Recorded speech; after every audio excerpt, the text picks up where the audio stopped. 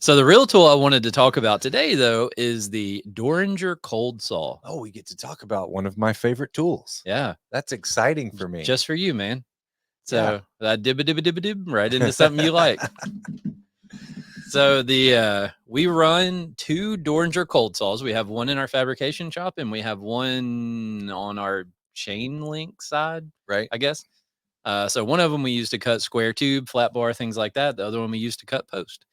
And so we've ran the same two saws probably since I don't remember. I went to the Fence Tech where my dad bought them in like 98, 99, The 2000, story I heard was 99. 99. So that's the story here, at the company. It was in like it was in California. Where did the Mighty Ducks play? Or where did they play in 1999? I think it was in that town in I have California. no idea. Anaheim. No, I don't know. I made Anaheim? that up. I made that up. Maybe.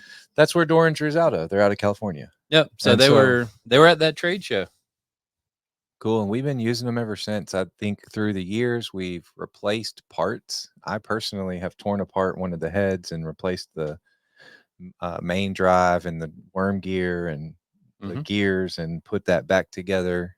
We've done that a couple times and then found out Doringer actually will allow you to ship that to them and they'll rebuild it.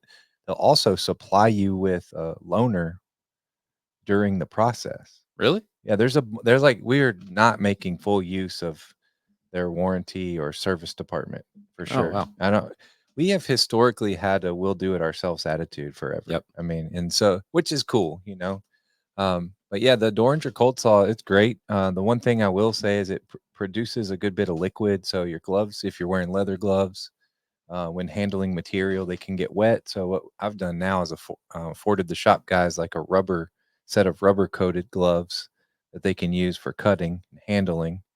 But it makes clean cuts, and you can cut. I mean, I've cut like 2x2 solid bar, Hmm. pretty slow, but it'll do it. Oh yeah. It's very accurate too, which is the cool thing. You don't have to worry about. Um, Doesn't like drift or no, it whatever doesn't. you want to Right, say. that's right. That's what I was gonna say. It's like a friction saw. You have one noise, sparks, and then the blade kind of drifts. So you Mm. have to worry about that. But this thing, man, the vise is solid. The machine is super solid. And Doringer, we shipped the blades back to Doringer. I tried somebody locally a few different times, but Doringer's really just done a really great job for us. So I we mean, we keep have to rolling. ship them from Memphis to California, but then they sharpen them and send them back, and they're right. Right. So So it's it's worth it. cool.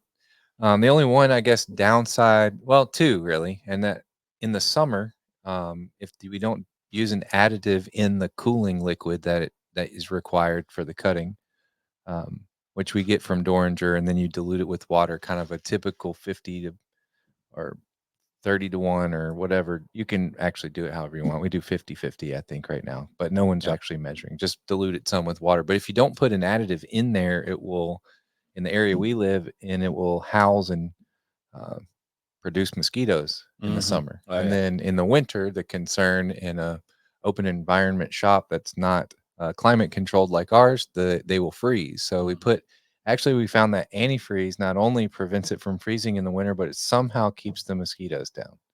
Oh So really? a little bit of antifreeze, which It just obviously, kills them all. yeah, yeah. So we put a dab of antifreeze in there, and that tends to take care of the mosquitoes, and then also the freezing in the winter. So I would like to add, I think some of the times when we've had to tear them apart and replace gears and things like that inside is due to operator error. Oh, I would agree. I mean, Um, they come equipped with like a 18-inch handle, mhm. and the head is actually very heavy on its own. So the force of the head just being fed by gravity cuts pretty well, but people will try to accelerate that. And so the one in the shop has a handle that's like 30 inches long that someone welded Right. to give them more leverage, Yeah. which, And you kind of just want to like, I think any saw that you're using, you want to let the saw do the work for the most part, right? right, I mean, you don't have to like on it, right. you know.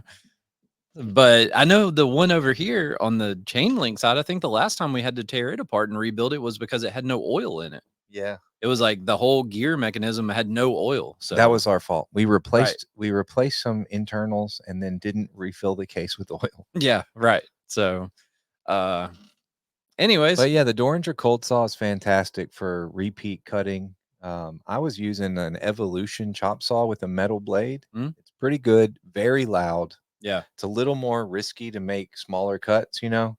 Mm. The Dorringer, I think, as far as safety is concerned, I would say, but obviously there's the price point. The Evolution chop saw, it's like $700, and now they've built one that miters and everything for Mm. cutting steel, and it's pretty good They're entry just level. like, if you've ever used a handheld circular saw to cut metal and it's like that terrible loud noise, Right. that's the same thing you're gonna get. Yes, the high pitch aching squeal that it has. But And you know, your ears are bleeding and all, but if you wear proper PPE, I think you're all right. yeah, yeah, I just wanted But to yeah, be so for dramatic. like an entry level, and I know not everybody's gonna just go out and if someone start like doing chain link and they're like want to get into fabrication, Dorringer's probably not the place to start, No. you know.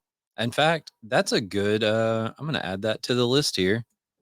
I know Jet makes one that's comparable, and then Bailey has one that's similar, same similar kind of, and they make like a tabletop version basically. Yep. What we're talking about. But obviously, I'm not saying I have any experience with those. Those are just some alternatives if you're looking for something more entry level for fabrication. The cool thing about the Evolution is it's portable. I would take it on site. We did a bunch of on site fabrication at the Mhm. penal farm a while back. And so to take that out on site and be able to cut flat bar and basically we built all the handrail on site and to use that door or the Evolution chop saw in the field money. Oh, yeah.